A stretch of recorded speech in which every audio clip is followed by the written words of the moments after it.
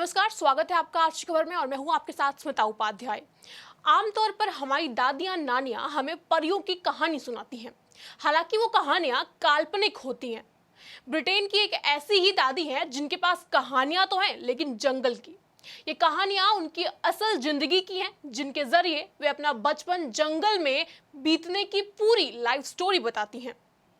Marina Chapman के पास जंगल की तमाम दिलचस्प कहानियां हैं। मरीना जब 5 साल की थी तब उन्हें किसी ने उनके घर से किडनैप कर लिया था। एक बार उन्हें मारने की भी कोशिश की गई, तभी एक बुजुर्ग बंदर ने उनकी जान बचाई। वे उस बंदर को अपने दादा के तौर पर सम्मान देती हैं। सुनने में ये कहानी हमें और आपको भले ही अजीब लग रही हो, लेकिन मरीना के जीवन की ये सच्चाई है जिसे 71 बरस की होने के बाद भी वे भूल नहीं पाई हैं।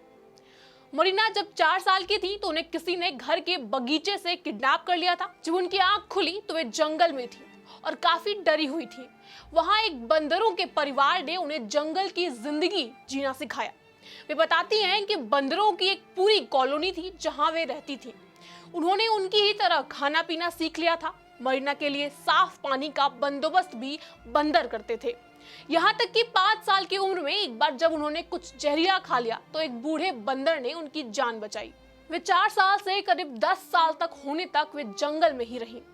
बंदरों की तरह वो पेड़ पर रहती थी, सोती थी और उनके बाल भी काफी मोटे हो चुके थे। एक दिन जंगल में आए एक शिकारी के हाथ मरीना लग गई और वो उन्हें लेकर चला गया। मरीना को उसने एक मेड के तौर पर बेच दिया, जहां से उसका सौदा एक अमीर व्यापारी को करने की बात होने लगी। इसे सुनकर मरीना वहां से भाग गई।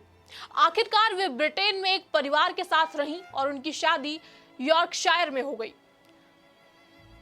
मरीना की अब 2 बेटियां भी हैं। अपनी बेटियों को मरीना अपने बचपन की कहानियां सुनाती रहती थी। इनमें से एक बेटी की मदद से उन्होंने अपनी जिंदगी पर आधारित किताब भी लिखी। उनकी बात साबित करने के लिए उन्हें लाई डिटेक्ट टेस्ट से भी गुजरना पड़ा और ये साबित भी हुआ कि वे 4 से 10 साल की उम्र में तमाम तरह की डिफिशियंसी से गुजर रही थी। वे ऊंचे ऊंचे पेड़ों पर बंदरों की तरह झट से चढ़ जाती थी और नारियल को दांत से तोड़ने की क्षमता रखती थी। ऐसे तमाम खबरों के लिए देखते रहिए आज की खबर।